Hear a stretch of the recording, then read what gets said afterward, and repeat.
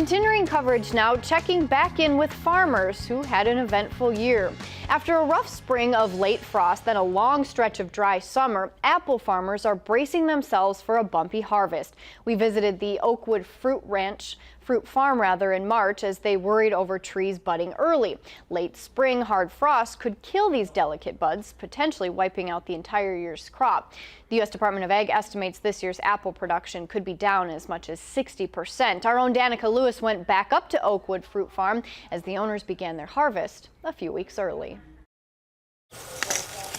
Better off to be dry for apples early and get rain late than the other way around. And that's exactly what happened for this fourth-generation apple grower. A lot of people lost their entire crop. At Oakwood Fruit Farm in Richland Center, a late frost did some serious damage, taking out about a quarter of the crop. But Steve Lewis says more than 7 inches of late summer rainfall made these apples good enough to eat. So you can see what rain can do to your production.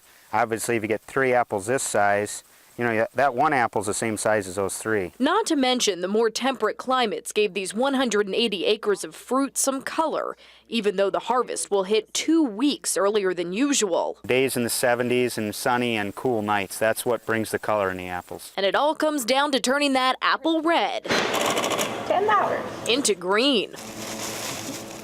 We lost about 25% with the frost, so we probably won't have as big availability as what we've had other years. With less water, the Macintosh and Honey Crisps are sweeter but less juicy.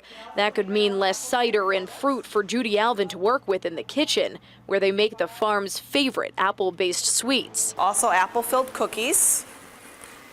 Very delicious. Then there's cluing in the customers to come out and enjoy, even though the leaves haven't turned. We need to kind of get in that mode that fall is arriving earlier than maybe what we're used to. Certainly been a year like none we've ever seen before. That was Danica Lewis reporting, and overall the owners of Oakwood Fruit Farm consider themselves lucky to not have a total loss, but they said it took thousands of gallons of hand watering to help their crop survive the drought.